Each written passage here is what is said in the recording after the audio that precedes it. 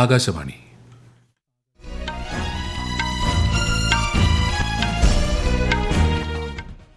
നമസ്കാരം. വാർത്തകൾ വായിക്കുന്നത് സുധിൻ സൈനുദ്ദീൻ.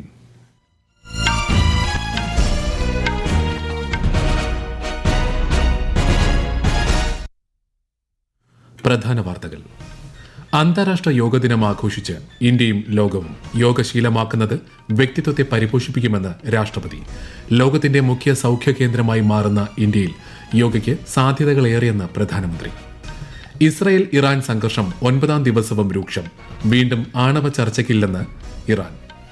രാജ്യത്ത് നടപ്പ് സാമ്പത്തിക വർഷം നേരിട്ടുള്ള മൊത്തം നികുതി സമാഹരണത്തിലുണ്ടായത് 4.86% വർധന.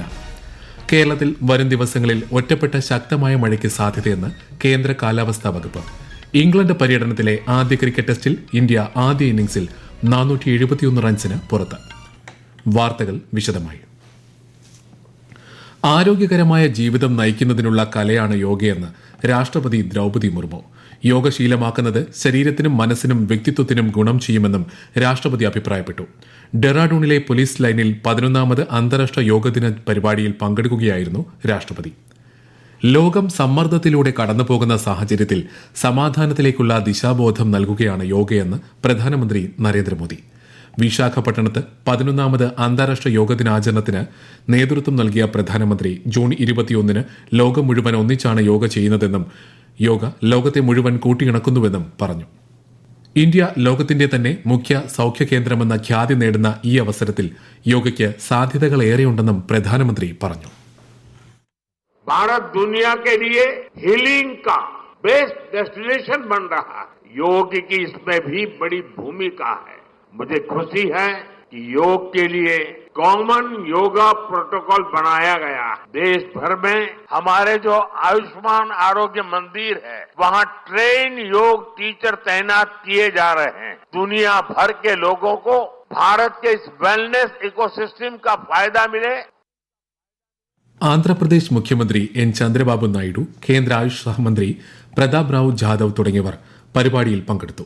കിഴക്കൻ നാവിക കമാൻഡിന്റെ ഫ്ലൈ പാസ്റ്റും 45 മിനിറ്റ് യോഗ സെഷനും ഉൾപ്പെട്ട പരിപാടിയിൽ ഏകദേശം 2.72 ലക്ഷം പേർ പങ്കെടുത്തു. 11ാമത് അന്താരാഷ്ട്ര യോഗദിനം രാജ്യമെമ്പാടും വിപുലമായി ആചരിച്ചു. ന്യൂഡൽഹിയിലെ കർത്തവ്യ പഥിൽ കേന്ദ്ര ആരോഗ്യമന്ത്രി JP നഡ്ഡ യോഗാഭ്യാസത്തിന് നേതൃത്വം നൽകി.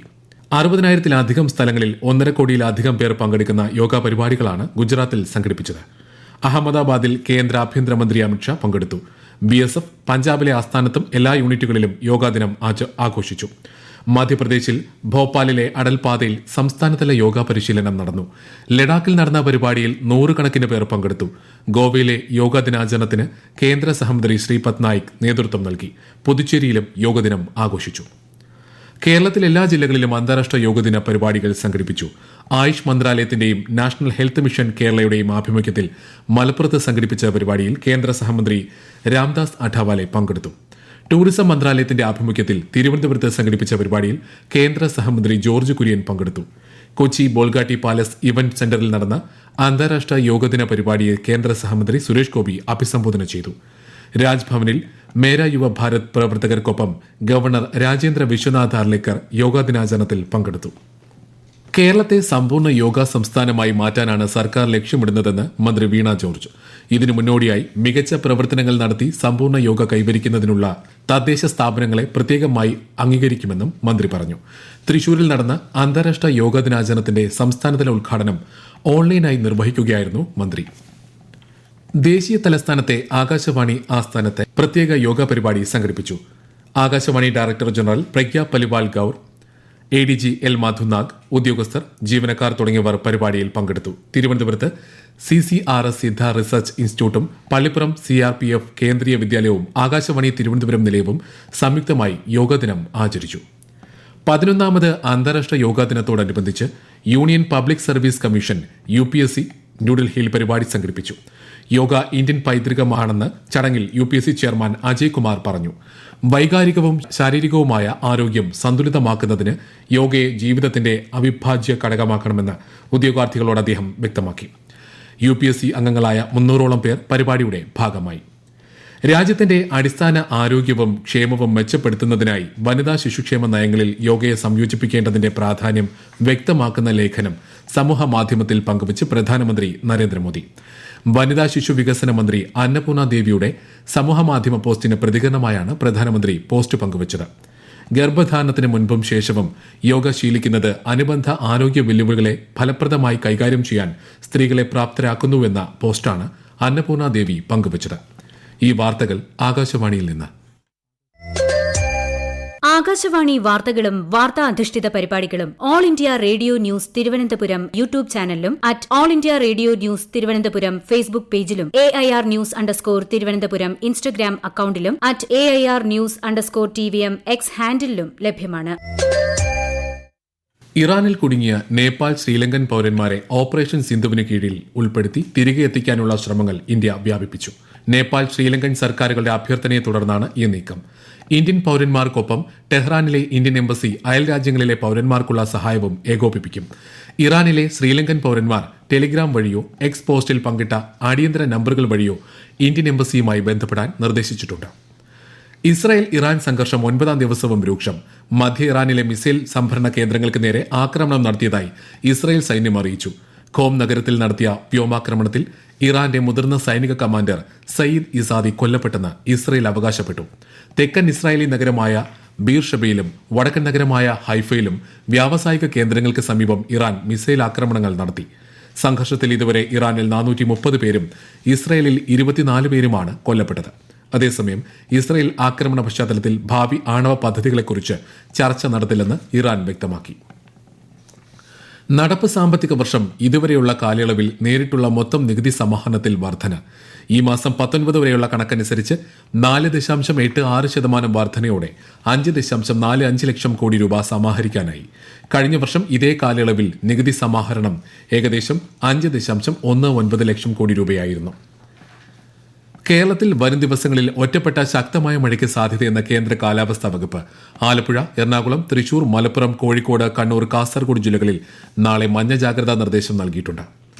പഹൽഗാമിലെ ഭീകരാക്രമണത്തിനുള്ള മറുപടി മാത്രമായിരുന്നില്ല ഓപ്പറേഷൻ സിന്ദൂർ എന്ന് രാജ്യരക്ഷാമന്ത്രി രാജ്നാഥ് സിംഗ്. 2016 സർജിക്കൽ സ്ട്രൈക്കിന്റെയും 2019 വ്യോമാക്രമണത്തിന്റെയും സ്വാഭാവിക പുരോഗതിയാണ് ഓപ്പറേഷൻ സിന്ദൂർ എന്നും ഉധംപൂരിലെ സൈനിക ആസ്ഥാനത്ത് നടന്ന പരിപാടിയിൽ പങ്കെടുക്കവെ അദ്ദേഹം പറഞ്ഞു.